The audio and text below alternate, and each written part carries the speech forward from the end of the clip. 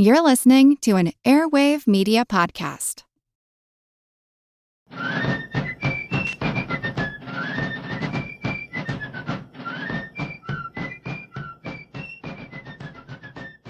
Hello, and thank you for joining the American Revolution.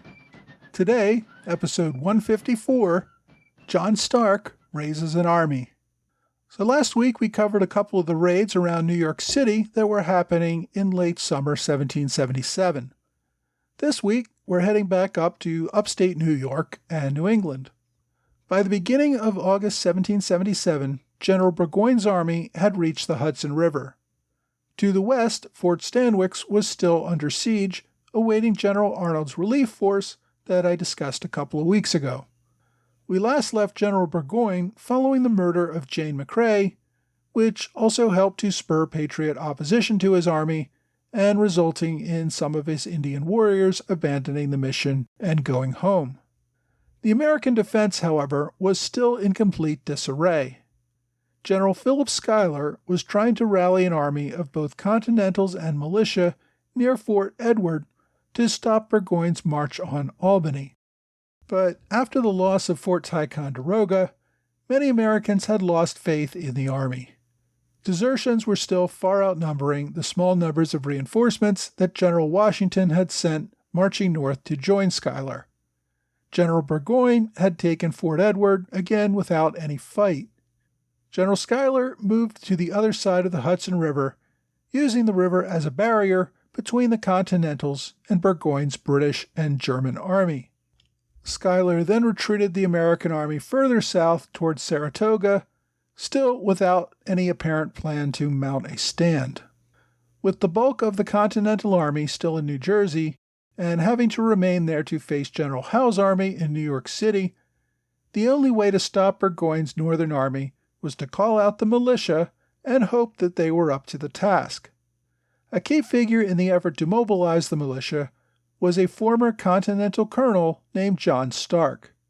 You may recall that Colonel Stark played a key role in the Battle of Bunker Hill, which I discussed back in episodes 65 and 66. Stark was a New Hampshire native. When he was in his early 20s, he had been captured by the Abenaki warriors and taken to Canada. There, he and another prisoner were forced to run a gauntlet.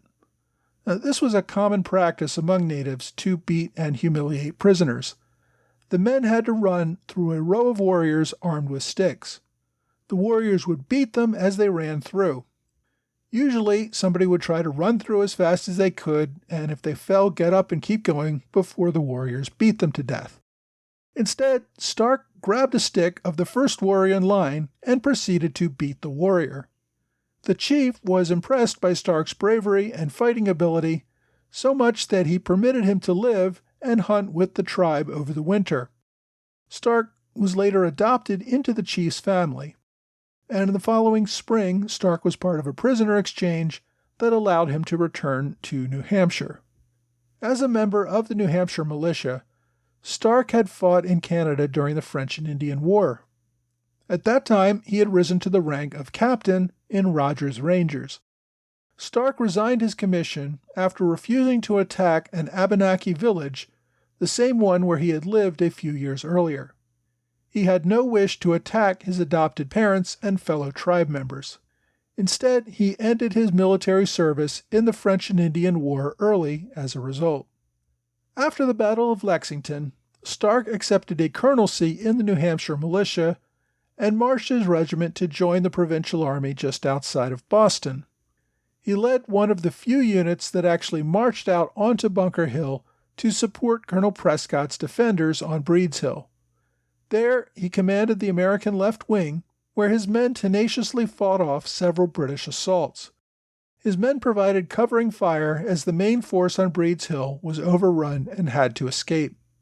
His leadership landed him a colonelcy in the new Continental Army once Washington took command.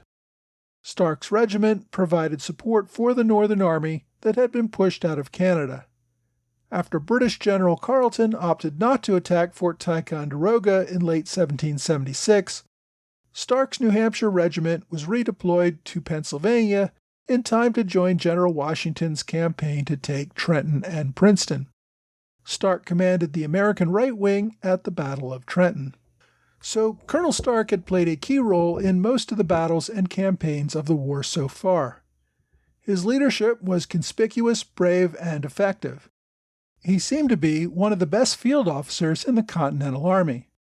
After Washington settled in Morristown for the winter, he directed Colonel Stark to return to New Hampshire and raise more volunteers.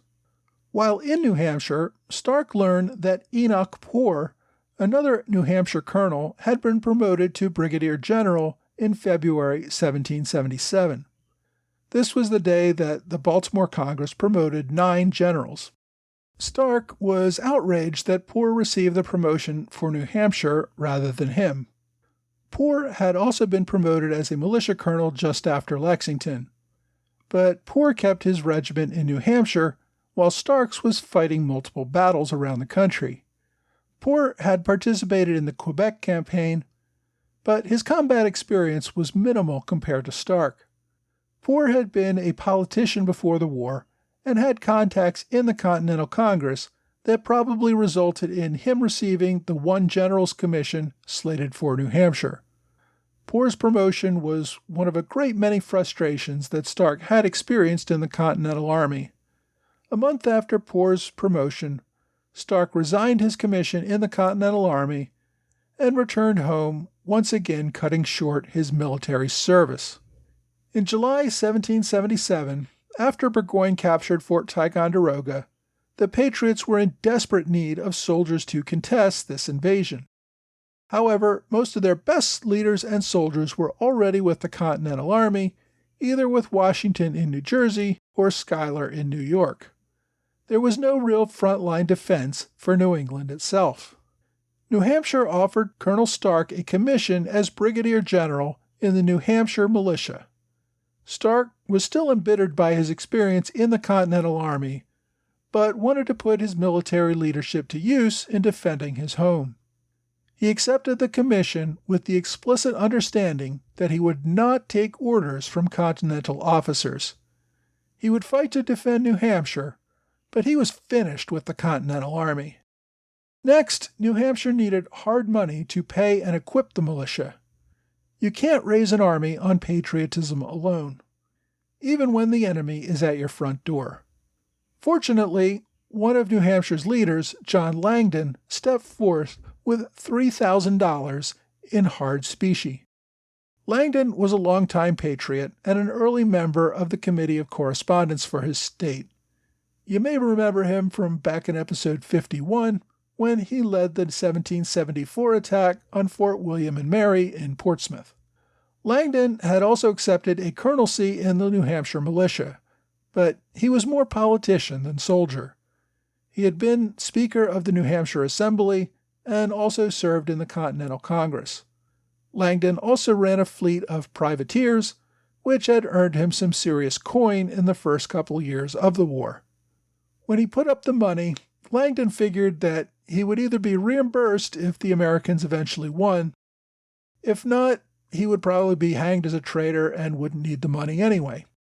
Signing bonuses for the soldiers and proper supplies to support them, along with the knowledge that they could be under attack any day, led the militia to flock to New Hampshire's defense. Knowing that General Stark would lead them also influenced many men to join. He was a well-respected officer and a leader of men. Within a few weeks, General Stark had raised a force of nearly 1,500 militia, about 25 companies. General Stark spent that time organizing and training his men. Most of his militia were frontiersmen, familiar with the region and experienced Indian fighters. Many older men had combat experience from the French and Indian War. Stark focused on organizing the men into units and drilled fighting as a unit. By August, he sent about half of his force to Manchester, Vermont. Stark remained in New Hampshire, organizing the remainder of his force, and then marched to catch up with his advance force in Manchester. When he arrived, he found his soldiers preparing to march south to join up with Schuyler's Continentals near Fort Edward in New York. General Benjamin Lincoln had already arrived on the scene and issued the order. Stark and Lincoln had a private conversation, the details of which are not known. However, the gist of the discussion was that Stark told Lincoln that the New Hampshire militia would remain where they could defend New Hampshire. They were not under the command of Continental officers, and they were not going to New York. Now, this actually fit in with General Schuyler's original plans. He wanted to maintain a force in Burgoyne's rear that could harass the enemy as it moved south towards Schuyler's main army near Saratoga. George Washington had already approved this plan. But as Burgoyne moved south against Schuyler's dwindling army, Schuyler changed his mind and wanted to consolidate his army for a large-scale stand that would stop the British movement southward. To do that, he wanted Stark's militia to join them in New York. Stark, as I said though, was not interested in doing this. He made clear that he would not put himself or his army under the command of Continental officers. General Lincoln was a good enough politician to realize that Stark could not be pushed or bullied into joining the main army. If Stark quit and went home again, most of his army would probably follow him.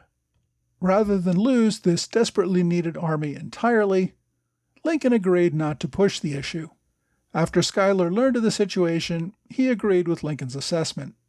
But that did leave Lincoln with little to do. Schuyler had ordered Lincoln to command any New England forces, while Schuyler commanded the main army in New York. But since the only significant forces still in New England were Stark's militia army, which would not listen to him, Lincoln did not have much of a command. After a few days, Lincoln went back to New York to be with the main army under Schuyler. On August 8th, Stark moved his army from Manchester to Bennington. The town was a Patriot supply depot and a likely target for a British attack. It was about 30 miles southeast of Saratoga. If the British opted to move into New England and march toward Rhode Island, Bennington would be a key transit point. Stark left the remnants of Seth Warner's Continentals, who had survived the Battle of Hubbardton, to occupy Manchester, and left General Lincoln with that small force as well. Stark's militia army marched off to encamp in and around Bennington. As Stark prepared his army, General Burgoyne was looking at the region and planning his next steps. By this time, Burgoyne had accomplished what most British strategists thought would be the most difficult part of the campaign, capturing Fort Ticonderoga. The Americans had abandoned the fort without a fight after seeing vulnerabilities in their defenses that would have resulted in the destruction and capture of the garrison. Instead, American General Sinclair retreated southward, hoping to get reinforcements so that he could make a stand. Burgoyne had continued to move south, albeit slowly, as Americans felled hundreds of trees to block his army's path. By the time his army reached the Hudson River, it had faced no serious and sustained opposition to his offensive. Now, this was not to say that everything went according to plan. Burgoyne had hoped to capture the Continentals at Fort Ticonderoga. Almost all of the garrison there had escaped and had bloodied the British pursuers in the rearguard action at Hubbardton. Most of Burgoyne's Indian allies had abandoned him after he put restrictions on them, sometime after the murder of Jane McCrae and other civilians. The second wing of the British offensive under General Barry St. Leger was still stuck besieging Fort Stanwix at this point in early August. After the British had made their difficult wilderness march to Fort Edward, General Burgoyne found his army increasingly cut off from his resources in Canada. He had opened up a supply route from Fort George, which had helped some of his artillery and heavier supplies catch up with the main army. But an army of thousands also needed food. They also needed many more horses to carry all the equipment and move further south to engage the enemy. Burgoyne also learned that the main British army under General Howe would not be moving up the Hudson Valley to join forces with him. Rather, Howe had taken his army south to conquer Philadelphia. At the same time, the scattered Continental Army was collecting its soldiers and being supplemented by militia armies, particularly the large militia army under General Stark. All of this meant that General Burgoyne found his army increasingly isolated. The conservative move would have been to pull back to Fort Ticonderoga and call an end to the offensive until either Howe's army would be ready to assist in the Hudson Valley or London sent a larger army through Canada. But you have to remember General Burgoyne had gotten this command by criticizing his superiors for being too conservative. He was not going to fall into that same trap and delay his victory for another year. Doing so might have resulted in London sending another general to finish the job for him. No, Burgoyne was determined to press on and capture Albany. Although Burgoyne did not have good intelligence of Stark's militia army preparing to move against him, he did have more general information that the Americans were gathering and had good reason to fear an attack from New England in his rear. He had planned to send a detachment of Germans to sack Manchester, then move south, eventually reconnecting with the advancing main army near Albany. Burgoyne's hope was that the detachment would pacify the region, collect Tory volunteers, and also gather much-needed supplies and horses. Many of the German troops that were with Burgoyne were cavalry. They had come to America without horses, hoping to become mounted troops when the opportunity presented itself. The army also found itself in need of more horses to use as pack animals. This was a pretty audacious mission. Less than 1,000 soldiers, mostly Germans who did not speak English, were marching out on a more than 200-mile round trip through the wilderness with very little intelligence about what faced them. The leader of the German troops and Burgoyne's second-in-command, General von Riedesel, thought this was a crazy amount to expect of his soldiers. After a few days of discussions, Burgoyne reduced the scope of the march to move on the depot at Bennington, capture horses and supplies there, and recruit as many loyalists as they could before they rejoined Burgoyne's army. To lead the raid on Bennington, Burgoyne selected Lieutenant Colonel Friedrich Baum, a German Brunswicker officer who led a regiment of dragoons. A dragoon, if you don't know, is a soldier that normally rides a horse, but unlike a cavalry soldier, dragoons tend to dismount before going into battle, fighting without their horses. In Baum's case, his men had no horses at all. They were marching around with heavy boots and equipment designed for riding. Baum hoped to capture hundreds of horses in the Connecticut Valley to equip both his own men as well as for the army more generally. Baum was a career officer who had seen combat in the 7 Years' War. However, he had no experience with wilderness fighting and had never commanded more than a regiment. He also spoke no English at all. Burgoyne also deployed with Baum a few British regulars, as well as some of the remaining Native American scouts that had remained with the army.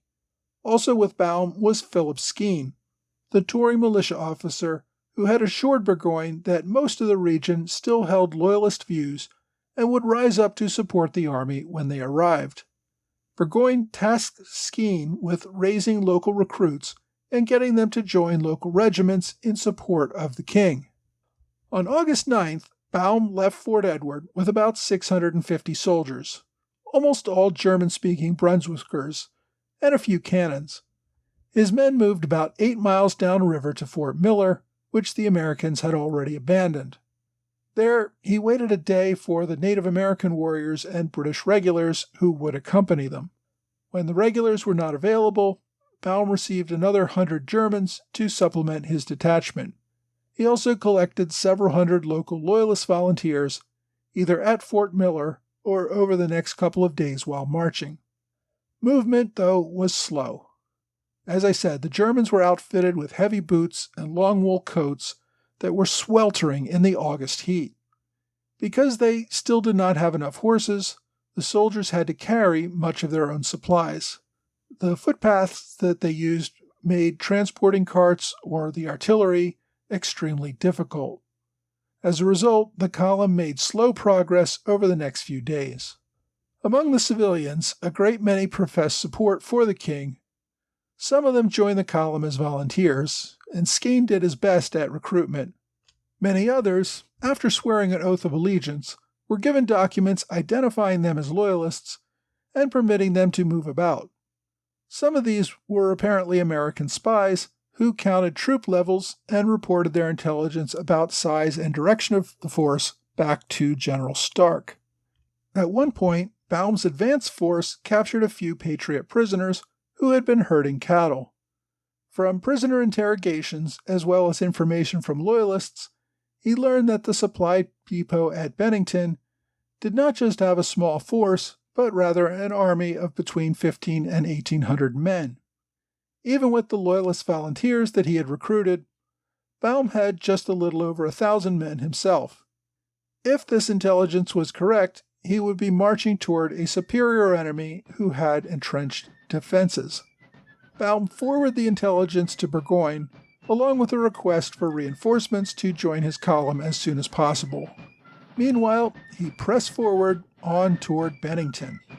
Next week, the Battle of Bennington.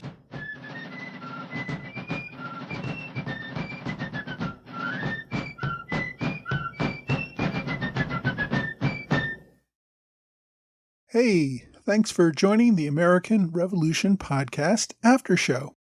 Thanks to Trey Nance, who supports this podcast as an Alexander Hamilton Club supporter on Patreon. Also thanks to Mike Hager for his support as a Robert Morris Circle supporter on Patreon. I'd also like to thank Craig Strunig and Matthew Domer for their support for the show via PayPal. I really appreciate everyone who has stepped up to make an ongoing donation via Patreon, PayPal, or any other resource. Your generosity helps me to defray my expenses and helps to keep this podcast free for everyone. This week, we covered the militia army that New England raised in response to the British capture of Fort Ticonderoga. In hindsight, we know that British General Burgoyne's goal was to continue to march south and link up with the forces in New York City. But at the time, New Englanders feared that the invading army might hang a left and march right into New England, perhaps linking up with the British army that was in Rhode Island. The Continental Army was never large enough to defend everywhere, and many colonists did not want a standing army that large. They saw the militia as the line of defense in such times. New England's ability to raise and outfit a militia army, despite having already sent many men to go fight in the Continental Army, seems to prove the point that militia could, at least sometimes, be effective. New England militias seemed to be particularly well armed and also united against British rule. That is why, after abandoning Boston in the first year of the war, the British largely ignored New England, other than a few raids and the occupation of Newport for a short time. John Stark's command of the militia army, that we will see in action next week at the critical Battle of Bennington, also raises the ongoing issue about the politics of the Continental Congress. As I discussed in today's main show, Stark had been a Continental colonel, and a very good one by most accounts. The fact that he got passed over for general in favor of Enoch Poor says a great deal about the politics that went on in Congress. Getting passed over for promotion led to the resignations of a great many officers over the course of the war. John Stark was just one example of this. For the most part, these men were still patriots and willing to fight. They just had lost faith in the Continental Congress's ability to lead. Congress's inept leadership, at times, is one reason why George Washington is so revered. Military leaders often have little patience for politicians making stupid decisions that could result in the loss of the war. That's the reason why men like Oliver Cromwell before this time, or Napoleon afterwards, dissolved legislatures and simply ruled themselves as dictators.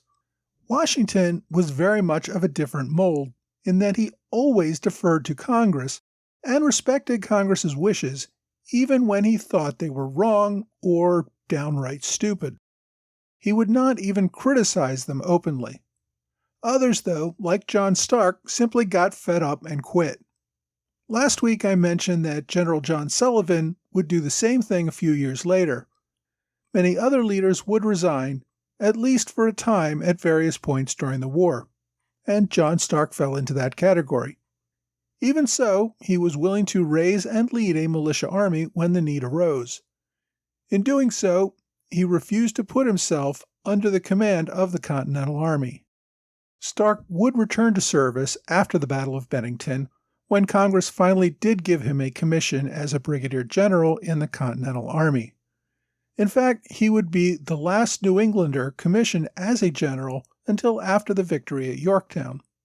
After the war, Stark retired to his farm and held no government offices.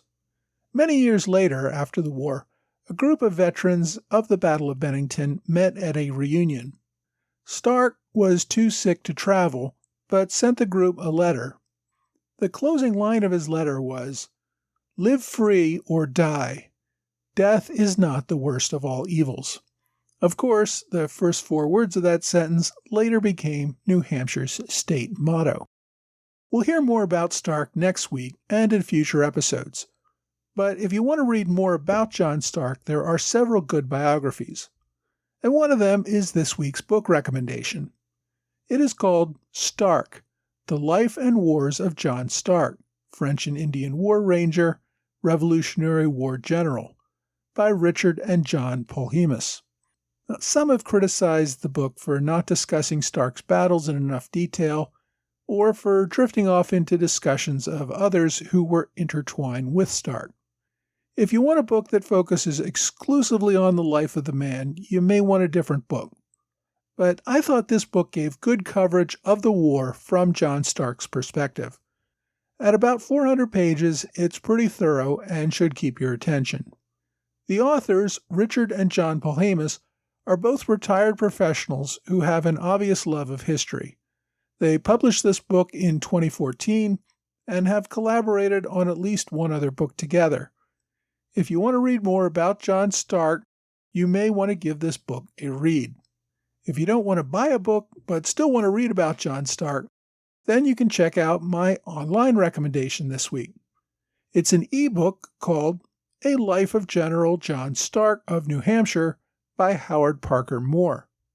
The writing, common in older books, seems a little stilted to the modern reader, but at over 500 pages, it is good coverage of Stark's life. It was published in 1949, but apparently is in the public domain because copyright law is a mess. In any event, you can search for the book on archive.org or use the direct link on my website at www.amrevpodcast.com. Well, that's all for this week. I hope you will join me again next week for another American Revolution podcast.